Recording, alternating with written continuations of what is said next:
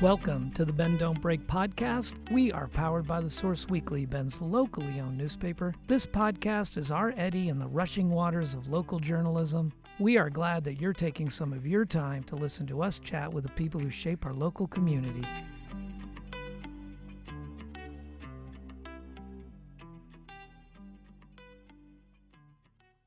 Thank you to our presenting sponsor, RE/MAX Key Properties, a family-owned full-service real estate brokerage specializing in residential, luxury, commercial, new construction, and ranch and land properties. Their new state-of-the-art facility at 42 Greenwood Avenue is a modern, collaborative space and the new home of the Bend Don't Break podcast recording studio. I am Aaron Switzer, producer of The Source Weekly and this lovely podcast.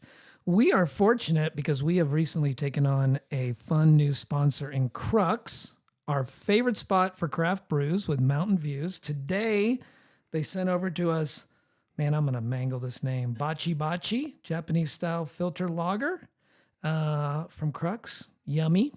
We'll be drinking that throughout this podcast. If I get silly, blame Crux. Peter Hoover. I'm going to jump in there Yeah, before this you is announce Peter me Hoover. because I also am a fan of Crux and love their tough love. And if Crux is listening, please bring back Lost Love. That was also very, very good. Well, Peter Hoover began his employment with Sisters Habitat for Humanity in January 2021 and was appointed to executive director in May 2023. Prior to Habitat, he was an advisor in the financial services industry for more than 30 years and also worked as a division manager for the city of Sacramento. He graduated from California State University, San Francisco, with a BA in economics and in urban planning, and obtained his JD from the University of Pacific McGregor School of Law. Did I get that right? Did I mangle? Okay. McGeorge. Peter firmly believes everyone deserves a decent, safe, and stable place to live, and that once housing challenges are resolved, other challenges that may exist can then be addressed more effectively.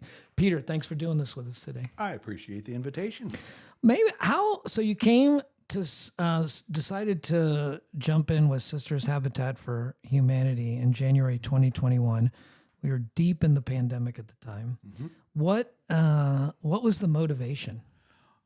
Well, Aaron, perhaps you haven't had this happen, or perhaps you don't know anybody that's happened to, but you planned your life to go in a certain direction, and then you hear this uproarious laughter regarding your plan, right. And suddenly there's an abrupt left turn without a turn signal, and so that's basically what happened. Okay. Was that it was not planned, but I feel extremely fortunate that as long as my life plans did deviate from what I had been counting on, that I was fortunate enough to end up with a tremendous organization, and that's Sisters Habitat for Humanity. Yeah. Did you come directly from California up to Sisters, or what was the transition? How'd you end up in our neck of the woods? Well, that started I'll give you go a little bit farther back in time then. Okay. Right. Lived in Sacramento for a few years, for about a dozen or so years. We won't hold that against you. Thank you. But hopefully this next element that I'll reveal will redeem me from anything that might be connected with that. Moved to Bend in 1989. I had come up to Bend with friends several times to enjoy the skiing that was offered in the region. Absolutely loved it. Absolutely fell in love with it. And then that would have been the 88-89 ski season, came up here and went skiing. And on the very first day of what was going to be a 5-day trip, went into the ski shop, laid my skis against the side of the ski shop on the exterior, came back out about 5 or 6 minutes later, and there was a nice dent in the snow where my skis had been. So that caused, once again, a change in plans. Had opportunity then to decide on something else to do while I was here, and looked around, found that indeed Central Oregon was as beautiful as what I had, what my initial impressions were. Ended up buying a home site thinking, I'll go back home and move up here in about 5 years. Wow. Well, bought the home site here in Bend. Yeah. And about 10 months later, I was here.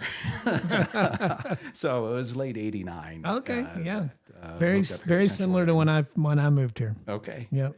And so you and I have both seen, I don't know, one or two minor changes Yeah, in the there've been community since then. few more roundabouts now. Yes, like everyone that that exists, right? Yeah. But it's been good. My only regret, I didn't move here earlier, or I wasn't born here. Yeah. Well, at least you bought a lot in '89. Yeah. that was fortuitous. Well, you're working now on. I think anybody who's not been under a rock for 10 years is aware that there's a housing crisis in Central Oregon, and people have been diligently working on that. But what do you see at Habitat on the front lines of that? I mean, what's the impression that you get working there? That there is one comment in that crisis typically will refer to a scenario that came up all of a sudden. Yeah. There have been forces at work that have brought this about over a period of years. And one of the items you referred to earlier was pandemic, because during the pandemic, construction markedly slowed down. And just the number of homes that were being built, regardless if they were targeted at market rate or exclusive homes or affordable homes, the numbers just weren't happening. So many regions, Oregon is one of the whole state of Oregon is one of them. The new supply just didn't keep up with the demand. So that was part of the issue. Yeah. And Economics 101, when your supply shortens, your prices go up. Then you had the changes in work habits that occurred as a result of the pandemic, specifically remote work. It allowed an opportunity for people to look at other locales for living that wasn't previously in the realm of possibilities for them. Yeah. And so there's a fair number of people who are working remotely or use that as an opportunity to retire and move to more of a vacation destination. And Sisters and Bend certainly were communities that many people had on their radar screen already. Yeah, my antenna goes up all the time because I think in this podcast it comes up quite a bit when we are interviewing people and we're like, how long have you been in Bend? And they're like, I moved here in 2021. I moved here in 2020. It's a common theme. Yeah, yes. It is a theme for sure. And I remember when we, during the pandemic, because the source offices sit on Bond and there's a big window there looking out on Bond Street. And there was hardly any traffic. There was hardly anything coming into downtown. Right. Today it's a constant stream, but back then during that time, you could look out the window and nothing was happening. There was no traffic hardly. But I was reading and hearing about all of the people that were moving to Bend, and of course the restaurants were closed, so you couldn't feel it. You were getting takeout, so you didn't see that. Very soon you would not be able to get a seat at any of your favorite restaurants anymore, and that was coming. But it was all building and building and building up this pent up demand and people moving here and being in their homes. And then sure enough, as soon as it got lifted, you could see it and feel it. And it's been quite the transformation. Absolutely. Absolutely. And part of that transformation was a significant rise in home values and property costs. So, and unfortunately, wages did not keep up with that. They didn't. Right. The percentage increase in home prices was significantly a multiple of what wages increased, and so that just created a gap that was impossible and still is impossible for many people to bridge. I'll use Sisters as an example. In the time period between January of 2020 and December of 2024, we saw about a 78% increase in median home price. And the increase in median wages was nowhere near that. You're now looking at a median home price in excess of $700,000. If I remember correctly, it's about $707,000. I think that's right.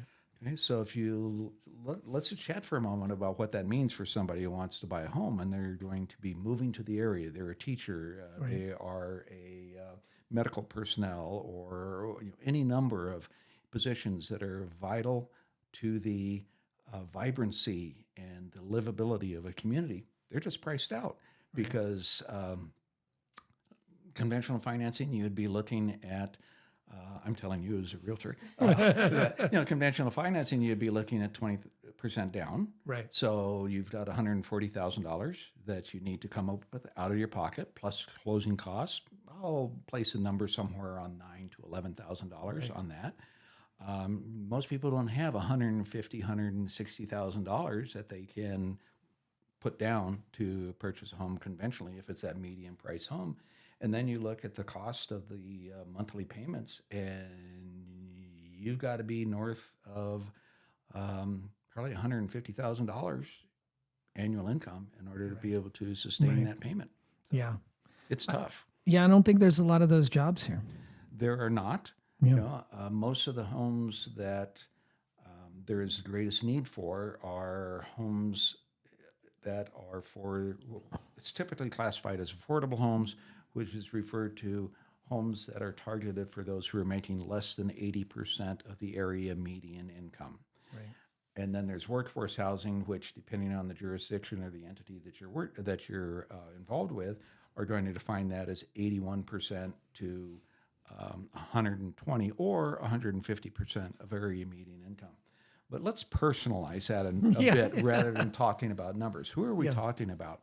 We're talking about people that are making in the range of 20-ish an hour or slightly above to about $42, $43 an hour that fall in that affordable home qualifying income range.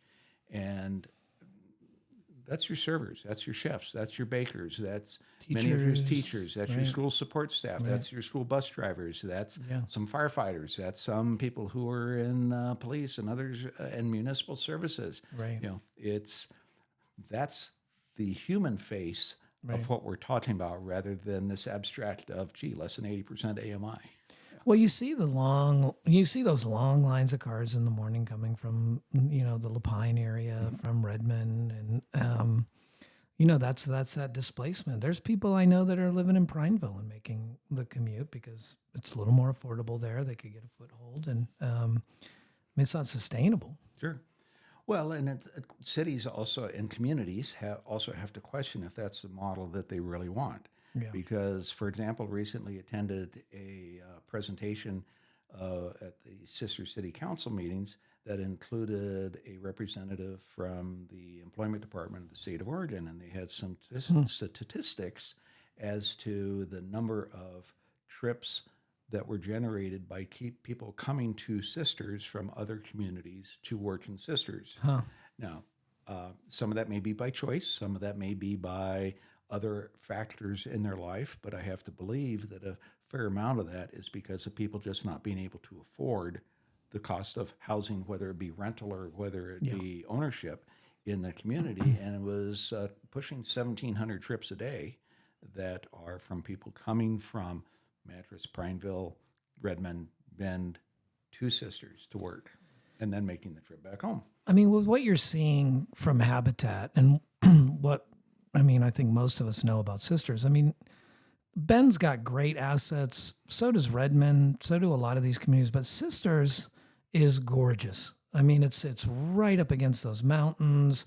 It's everything anybody, or I imagine anybody wants in a small town. How do you get a handle on? When I think about the woes that Bend has for being so attractive, and I think about Sisters, I just don't know how you would stem the tide. Well, that's a decision that the community really needs to make. Yeah. There are, as in any community, there are those who will advocate that I moved here because the community had these attractive features. And again, I'm here, so close the gate. Yeah, shut the door. Yeah, shut the door. And so any community. Right at Black Butte. Just put a fence up.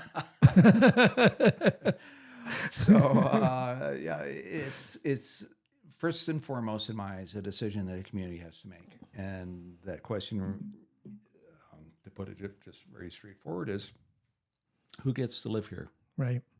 And if the decision is that because of cost prices for homes, or whether it be ownership or rental, excuse me, or other barriers that exist for housing, there's ramifications of those decisions to limit growth and limit a range of inclusive housing, just as there are ramifications of saying we're going to open the floodgates. Right. And so striking, as we both know, striking that balance is challenging. Yeah, Bend worked hard for years to slow their growth down, and our paper was certainly an advocate for that. But in hindsight, it absolutely contributed to some of the incredible increase in housing prices that you saw, and because you're limiting supply, and as soon as that happens, it's going up again. And I mean, this last election cycle, I mean, certainly parade of elected officials and people who wanted to be elected officials came in for endorsement interviews and discussions on politics, and the first thing they said was, we're going to get a handle on affordable housing. And at the city level, I was like, enlighten me. Like, what exactly are you going to do to help this crisis? And there's small things that they can do, but I just haven't seen the ability to really rein this in on some place that's as desirable as Sisters in Bend. Yeah. Well, it's a challenge in any community. I'm going to deviate from a focus on Sisters in Bend for a moment and look at more rural communities. Yeah, okay. Sure. And because of the way that many grants are structured, for example, for affordable housing, they were capped by property values. Now, as we both know, that's not an issue here in Central Oregon. Property values are high. But you go to some of the more rural areas, they could not get enough money in terms of grants or even loans for that matter, because the value of the property was not sufficient.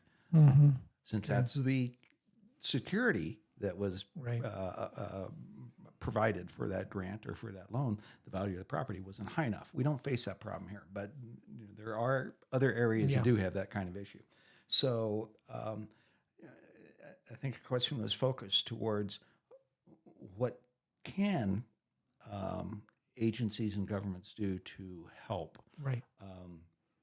As I mentioned before we started the podcast, I think one of the first things is for the community to decide what their priorities are. Right. If their priority is for inclusive housing, that makes it possible for people that I believe are essential to the community to be able to live where they work, then that's a conscious decision that a community needs to make.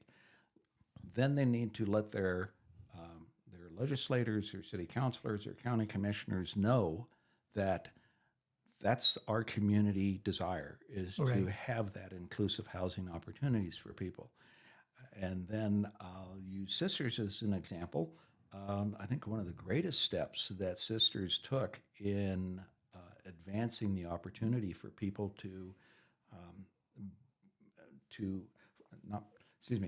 one of the greatest advances that Sisters City Council took to foster an environment that made it possible for affordable housing providers to actually create new product was their cottage development overlay that was placed in the downtown commercial zone. Now, all that is fancy language, and what that basically boils down to what's a cottage overlay? For listeners, not for me, of course, but for your listeners, what is a cottage overlay zone? I could tell that you were exempted from the need of having to mention what that was.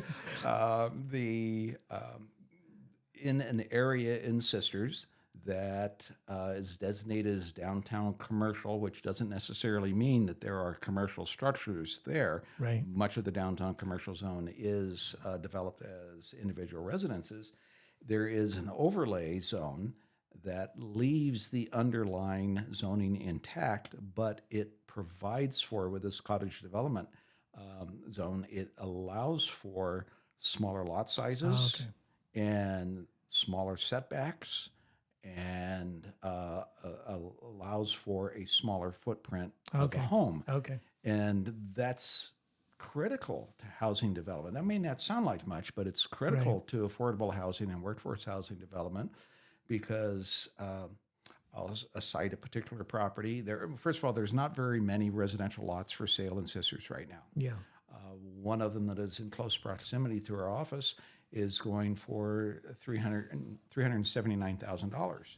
Now you equate that in acreage. It's a tenth of an acre, so it makes the math real easy for me.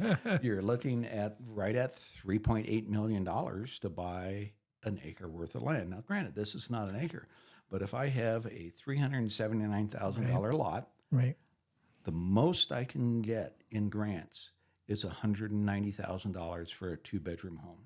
No. That's it. Yeah. So I'm already pushing $90,000 in the hole before I turn a shovel of dirt. Right. And so it's those kinds of challenges of land costs first, land availability first of all, but then allowing for a smaller lot size that makes it feasible for whether it be a for-profit or a nonprofit, affordable home or workforce home to, company to come in and create a home. As for Sisters Habitat, you've got to enter these waters as a nonprofit, and you've got to acquire this land. You've got to acquire the space to build. And what you're telling me is the tag's at like 3.8 million per acre. Per acre. That's a high hill to climb. It is. Yeah. It is. We've been fortunate up until now. My predecessor, I credit her and her colleagues for a land acquisition that they made back when, you might remember this being in real estate, there was this little hiccup that occurred. What, 2007, 2008, there's about. Yeah. And so they, it was a big stretch, but they picked up a 21-lot subdivision that was, unfortunately, the developer had gone under. Oh, okay. So we're finishing that project up this year. And then we've been very, very fortunate in working with the developers of the Woodlands subdivision in Sisters. Yeah. If you drive through Sisters, you're going to see it. It's the former Forest Service property that was there across from the shopping center where Ray's is located. Right, right. And so they provided 10 lots to us at a substantial discount. That's just right at the roundabout, right? Correct, the large roundabout. On the right. Yeah, Barkley and Highway 20. Okay. So we have been fortunate that we've had opportunities like that. We also were fortunate in that we had some owners of some undeveloped land in this downtown commercial zone that has the cottage development overlay. That's good. Who, within the last year, we approached them and they made their land available to us at a price that we could make work. Great. And so we will be developing 26 homes between now and June of 27. That's incredible. Complete the homes by then. Yeah. Yeah. What is next? What's on the horizon for you guys? I mean, you're going to build those 26 homes. What else do you have going on? Well, actually, we'll be building a total of 40 homes in all of our developments within then between now and summer of 27. And then, quite frankly, it becomes a question mark. Yeah. Because without additional land, there's no other place to build. Sisters is currently going through the process for expanding their urban growth boundary. Sure.